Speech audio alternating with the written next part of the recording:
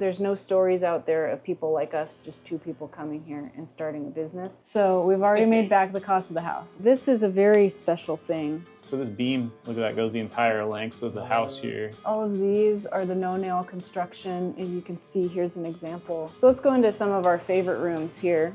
So today I'm headed to Benton Homestead, which is on Omishima Island. And they are a very interesting couple. They're from America, and they left and bought 2 different Akiya houses. They fixed them up, and they're renting out one of them on Airbnb. Akiya is a real buzzword right now. You're going to see a lot of articles and information. Basically, it just means a vacant house. And there are currently an estimated 10 to 12 million vacant houses in Japan right now. By the year 2030, that number is going to increase to 20 million abandoned houses in Japan. So there's a lot, and we have 2 of them. We are on a little island called Omishima. We are in the Seto Sea, and we're on a part of an island chain. It's connected by a series of suspension bridges from Hiroshima Prefecture to Ehime Prefecture. And so we're in Ehime Prefecture and we're in Imabari City. And that's part of the reason we chose this area, which we can talk more about that later, is that Imabari City has a special visa called a startup visa. So that's one of the main reasons we chose this area. And this island specifically, the peak population was 24,000 in the 1960s. And we currently have a population of 4,000, so you can do the math. So there's quite a few vacant houses. Some of them they're in all different levels of condition. So some of them may have been abandoned recently. Some of them you look at and they're, from the outside they look nice, but then you notice, oh, there's vines growing inside the window and there's plants growing inside the house. Some of them are still super nice, and some of them have, you know, the roof caving in. So we did a lot of searching. We started looking for houses in Japan when we were still living in Louisiana, and then we went through Mexico, and now we're here once we settled on the location. So we've done a lot of searching. We found this house that was abandoned for 10 years, and it was in a condition that we felt comfortable with our fairly limited renovation experience, coming in and learning how to renovate. And it's been a big key point for us getting a visa here, is turning this abandoned house into a guest house. So it was in pretty good shape. There were no roof leaks. There was no termite damage. It's the biggest thing you're going to look for. It had a lot of stuff in it, a lot of the former owner's belongings, but most of it was in the storage room and out in the garage. So the first thing we did was we got everything out of the house. There's so many rooms. There's a lot of rooms in the houses. And what we're finding for winter and summer is that the doors in the rooms really help keep things warm or cool. So your instinct is to just open up all the doors. But keeping them closed not only helps you appreciate the artwork more, but it also keeps the rooms different temperatures. So the traditional houses, each rooms are warmed and cooled individually. So let's go into some of our favorite rooms here. You've done an amazing job decorating and Thank you. keeping it really Japanese style. Thanks. I really like it. Our goal was to really embrace the Showa era, which it's a long era, but we're focusing on the time period that this house was built, which is 1953. So we're trying to make it look like grandma's house when you walk in. That's our goal is, and we really can't take a lot of credit for the colors and the decorations and the layout, because primarily what we were doing was trying to get it back to what it originally looked like. Yeah. So these ceilings had been ceiling panels, really ugly ceiling tiles at some point, and we restored them to something that would have looked more like what it was originally intended. You have a lot of neat artwork in here, and these walls are quite interesting. The color of it, I've never seen. It almost feels like a stucco a little bit. Yeah, this is called shikui plaster, and we had a local craftsman do this. I'm not sure it's plaster, and it's basically mixed with confetti to glitter, to make the cool. Yeah, they mix it up Sparkles. like a mud, and so the walls, the house is constructed with giant wooden beams. It's no nail construction, so they're just fit together like a puzzle piece. It's survived a pretty big earthquake at some point. That's the locals told us, if you're looking for a house, if it's built before a certain year and it's still standing, then it's probably pretty good. So, And this one made it. yeah. So it's huge beams, and then the walls they have like a bamboo netting on the inside, and then they put the mud on either side on top of that. This is my favorite part of the house right here. It's a working original Famicom. Famicom. So this is Japan's version of the regular Nintendo. The NES, right? Yeah, the NES. Yep. Wow, that's good. So their controllers, you can see They've got all the games. the controller's similar to our NES, but not quite the same. It's got a little volume button there. Volume button. How cool. Yeah, and I like the look of the NES better personally, but I love that the controllers fit in there. That's a great design. I love how all the carts are different colors.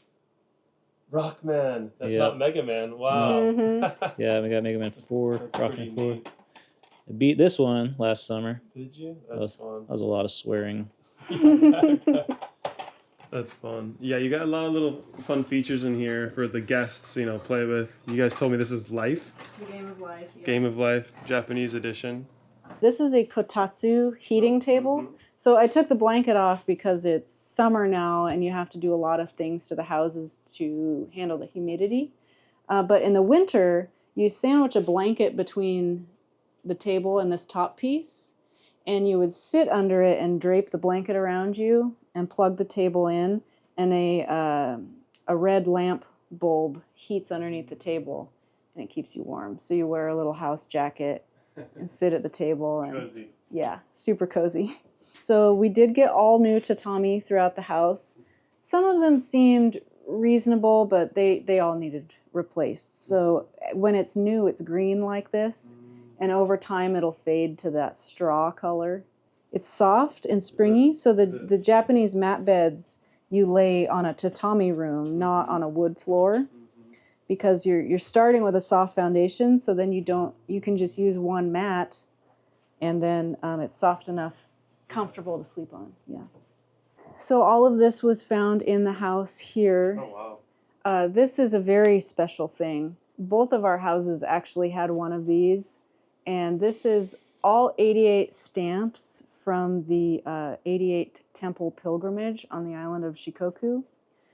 And we found this rolled up in a box, and then we found all the other pilgrimage items in different rooms of the house and sort of pieced it together. So this map was hanging in the Engawa. This was neatly stored in a box upstairs.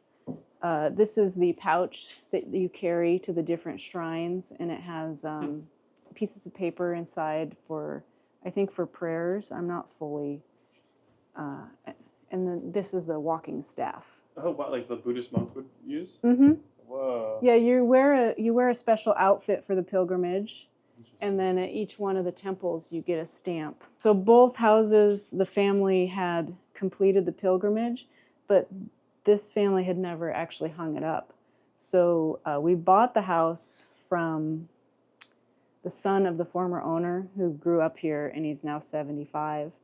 And when he saw his parents' belongings set out like this, he said that they would appreciate that very much. It was just, he had a moment here and was really appreciative. So Wow, so you did a good job then, obviously. I guess so. That was like the highest compliment I think we could have received. Wow. Does this have a special meaning or name?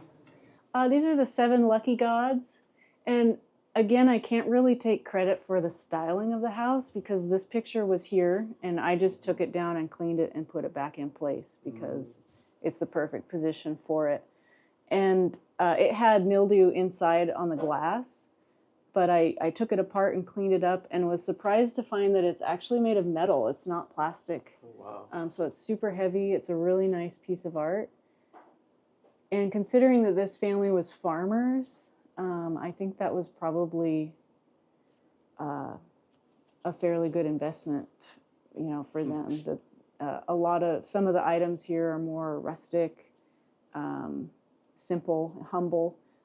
So this piece was probably really important to them. This is a really nice Oh wow. thing to find in a Japanese house. It's sort of the outside-inside transition. And Dani refinished all this wood herself. Oh no way. Helped to clean a little bit. It's almost all her. Wow, that's beautiful. So all of these doors open up if you wanted to. So it would just be a wall of airflow. So talk about humidity, dealing with the, keeping things from getting moldy. You would traditionally just open all these up. And of course, you're opening it up to bugs and the elements, but it keeps the airflow going. The houses are much more designed for dealing with summer than they are for dealing with winter. And so you're standing here in real life, so you can feel how much hotter the Engawa is than the air conditioner room right here. And all we have is just, one piece of paper. Yeah. So that actually does a pretty good job insulating it. But what I realize is that this Engawa is really like we're standing inside the wall, inside the exterior wall. When these are closed, we have no insulation, but if you consider this to be inside of the wall, then that actually does a pretty good job. So we just have a single pane of glass and literally single piece of paper. And this is a great element. So this beam, look at that, goes the entire length of the house here. All of these are the no-nail construction. And you can see, here's an example. So this piece will go inside. Yeah. Wow, look at that. And then this locks it in. Yeah, and in fact, that should probably be pushed in a little bit more, but there are others that are. So this is the interlocking from the other beam. Really neat. Super cool, huh? It is. And then here, this shows you how much the house is settled from vertical from the earthquake, probably. But it's still super solid. We haven't mentioned yet that we bought the house for 1 million yen, which with the exchange rate, that's about $7,500 US. Wow. So with the realtor fees and the property purchase tax, the total was about $9,000 US to buy the house. And to get it from abandoned to listed on Airbnb was approximately $38,000 US. All in. Mm-hmm. Wow. Everything. So under 40K. Yep. That's pretty amazing. Yep. How cool is that? And we've already made back on our Airbnb. I was just checking 1.5 million. Huh? So we've already made back the cost of the house. Ooh, congrats. That's pretty exciting. Yeah, I haven't announced that anywhere yet. Wow. I noticed that the other day. So That is really cool. That is so cool. So yeah, you did it. I mean, success story. We're doing it. Yeah. Now it's about time to make some more investments. Right. There's more investments to make in the house. For example, we don't have a functioning bathtub. That's a huge part of everyone wants the bathtub, the Japanese countryside house bathtub experience. So, and we actually want to add a second toilet. So there's more that we want to invest, but the $38,000 initial investment got it to a rentable state. Oh, cool.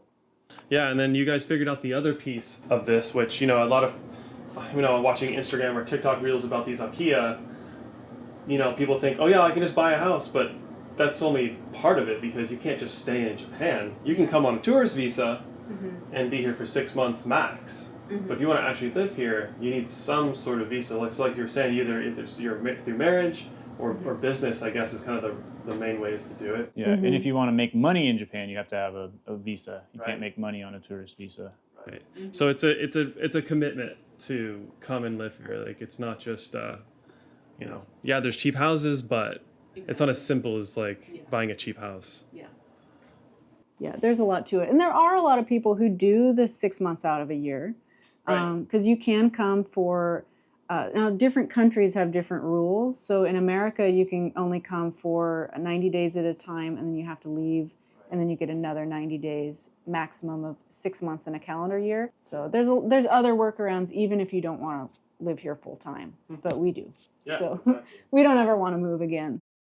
So this is the kitchen. This is a later addition to the house. We think it was around the 70s.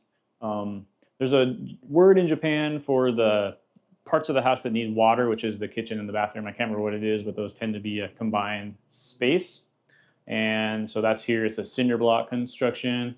The walls were like a dark green, really odd choice when we bought it, and so they've been painted over the shikui plaster.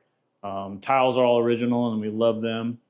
And there's a lot of differences though with the Japanese kitchen, which are interesting. I should mention too, we kind of restored this. This was original, and some people don't like it, but we just personally really do. The stainless steel, so we polished all this, and then I replaced all the cabinet doors by just tracing the particle board doors that came with the house onto just some pieces of, this is Paulownia wood for what it's worth, and then I note some strongbacks there. We reused the hardware.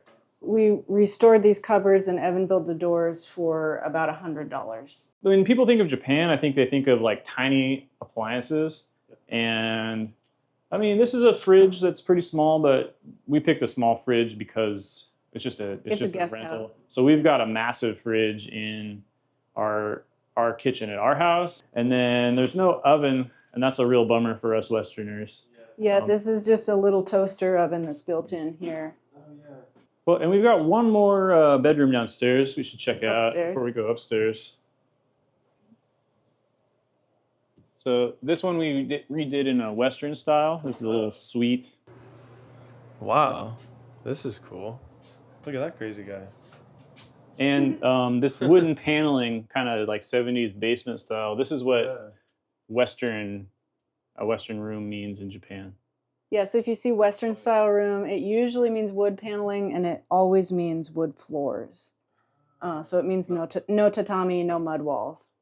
Interesting. No, this is a beautiful dresser. Oh my gosh. Yeah, if you're like a person who's into antiquing, Japan is kind of like a little wonderland. Absolutely. Yeah, the recycle shops are top notch. Anytime we go off island and go to one of the bigger cities, we always stop by the thrift stores. They're just incredible. Yeah. Everything's immaculately cleaned, super organized. You can just find, we're into retro games, so any vintage video games you want. So we did work with a contractor. If we had had a year, we could have done it all ourselves, but the startup visa that we got was limited to 6 months. And so we had to, by the time we renewed our visa at the end of that time period, which is actually only 5 months when you start the renewal process, we had to be able to demonstrate to the Japanese government that we had a viable business plan. So we just made it. And right before our immigration lawyer submitted our first visa extension, we hosted our first guest on Airbnb. So that's how you're here. You're doing all this through, it's called the business manager visa. Mm-hmm. Yeah. And the startup visa too is technically a business manager visa. It's just a shorter business manager visa. So it gives you a little extra 6-month buffer to get your business off the ground before you have the full business manager visa requirement. The reason that we really started our channel, there was no information out there, and not just no information in English, but there was no success stories, nobody sharing how to do the startup business visa, literally no information. There's no stories out there of people like us, just 2 people coming here and starting a business. And in fact, we were the first people to successfully get the startup business visa in Imabari City.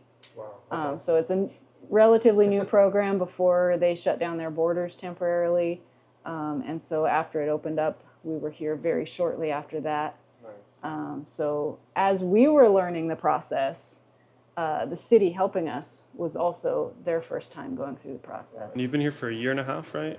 Just 1.5 years. It's been a long process, but you guys figured out a lot of stuff. Yeah. I mean, really cool. So yeah, their channel is very, very helpful. I'll put a link down below. Then there's an upstairs too. Yeah. This was, I really like this upstairs room actually. I thought it was really neat. Go ahead. Okay. So you were asking us earlier about the process buying a house as a foreigner in Japan, and it was actually pretty easy. We purchased these 2 houses just around the corner from each other using the same local realtor. Now he was willing to work with us with the language barriers, so we didn't use a translator at all for the purchase process. And the difference that we can compare, the the unique part of our experience buying a house is that we bought the first one when we were tourists in Japan prior to getting our visa. The second one we bought after we had residency. And the difference was only one piece of paper. It was only one document different. So it was a fairly easy process, I would say. Buying a house. Yeah. Not the hardest part. You just find a good realtor to help with the process and the paperwork, and that's all there is to it. Yeah, it involves, so ours were both private sales. They weren't from like an Akiya bank. We weren't purchasing from the city or repossessed houses or anything like that. There's always complications that could come up. I've heard stories from other people looking to buy houses on the island. One of them just had a long, like 9-month process trying to buy her house, but there was some illegally built barns on the property, crossing property lines, and it was just such a bureaucratic headache to get things legal in order to sell that the seller actually backed out and said that they're Too much trouble. taking it off the market. Yeah. So there are definitely complications that could come up. We just had 2 really easy purchase processes. And how did you find these? 'Cause if it wasn't from Akiya Bank or... Through the realtor's website.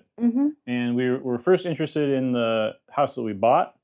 The house that we live in. The house that we live in. Yeah. And while we were just talking to the realtor, and when I just finally said, okay, we're coming to Japan and we want to set up a tour, he said, well, there's another house in the neighborhood that is not on the market yet, but it's available, and that's this house. So Yeah. See. We originally wanted, there were 2 houses directly across the street from each other. So the one we bought is the one Evan fell in love with in the US.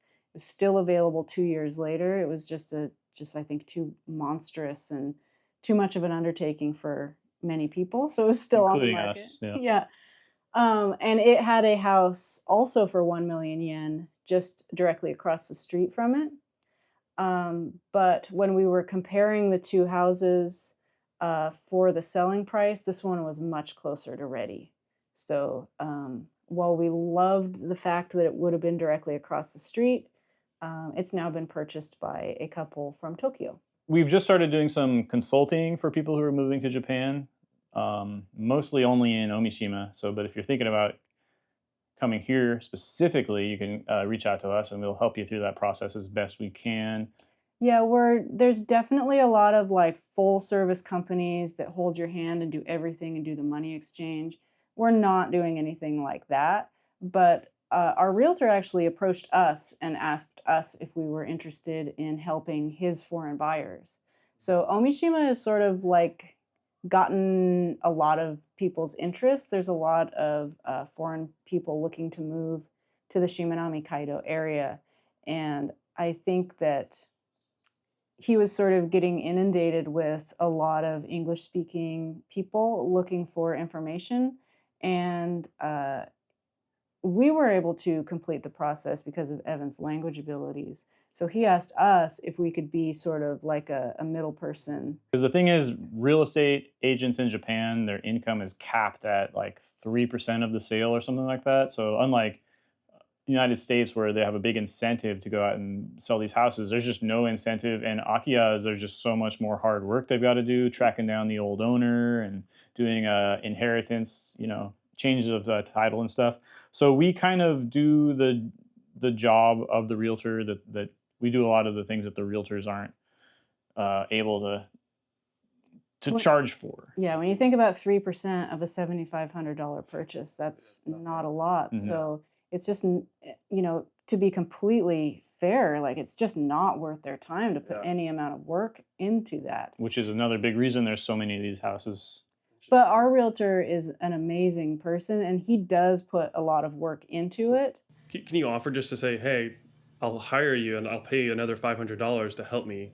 I think that's technically illegal. Yeah. That's illegal? But you can hire us to do the same work, basically. That's why he approached us, because we're not limited to the constraints of a Japanese realtor. We can be consultants. Because they have a license, and that license has restrictions on them. And yes. I see. So we helped a couple buy a lot here that they're going to build on, and so we had to do a lot of back and forth work with that realtor, and the people who were selling the lot, we had to do a lot of back and forth with them, and we had to do a lot of the feasibility stuff ourselves to contact various city agencies to see if they could connect up the power and the water and the sewage and blah blah blah, and what types of regulations were in effect for that particular property.